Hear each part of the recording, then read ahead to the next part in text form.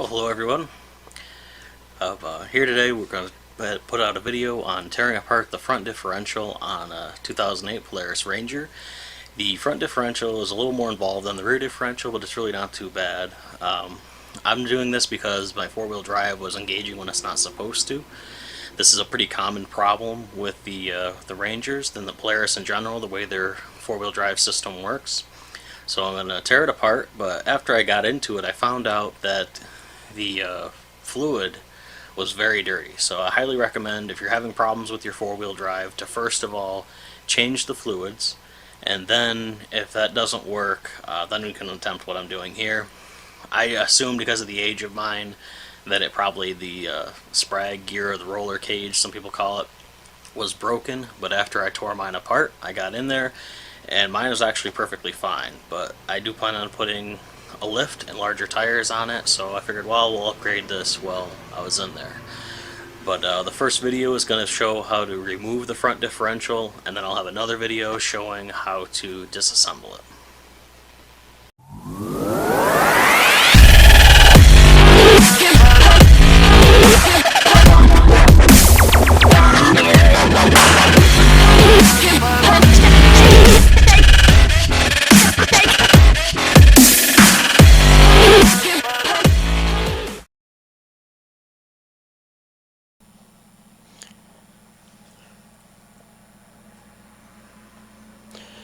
We'll first begin by removing the side fender guards. There are two bolts on either side, the nuts behind them, and they will slide out towards you.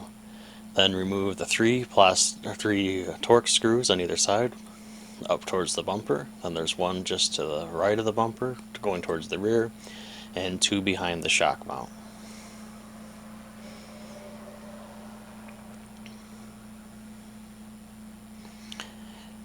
Along the bottom there are three bolts that hold that in, and then you'll repeat the steps on the other side.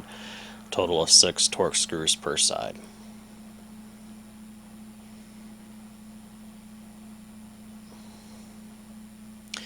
Finally, in the front you can remove the upper grill, 2 Torx bits, one on each side, and then there are 2 larger bolts, and once you loosen them you can start swinging it, and with the help of a friend, because it's quite heavy, you can remove the front bumper.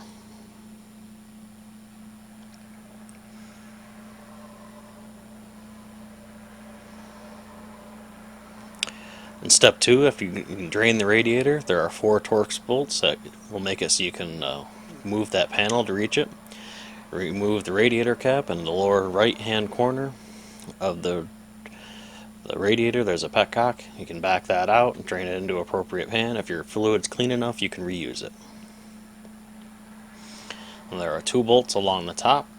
I believe they're 10mm if I remember right. Unplug the fan, and then once the upper bolts are removed, you'll be able to just lift the radiator out after disconnecting all the hoses and electrical connections.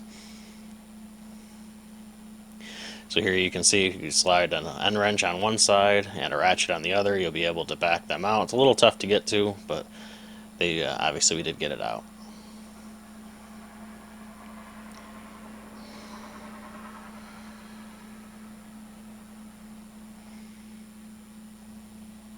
Step 3, remove the half shafts and front differential.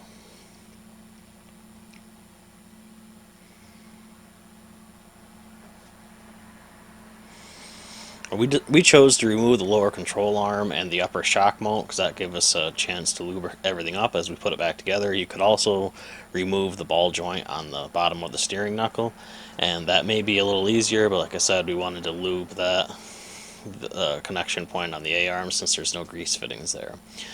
But back out, unhook all the bolts. We used a pair of pliers to pull it out because it was set in there a little bit from years of riding in the mud. And we also pried out those connections there because we didn't want to risk pulling the Ranger off the jack stands.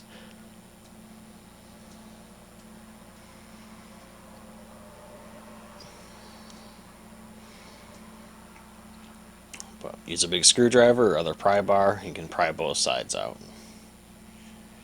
They fit fairly tightly.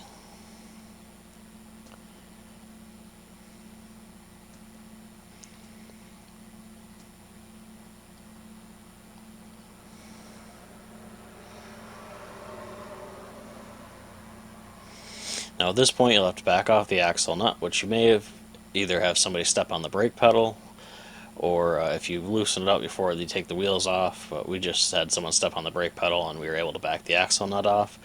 And then you may have to pry a little bit, pry against the shaft, rotate it, pry against it. We did that several times. It did come out hard, but we finally did get it out.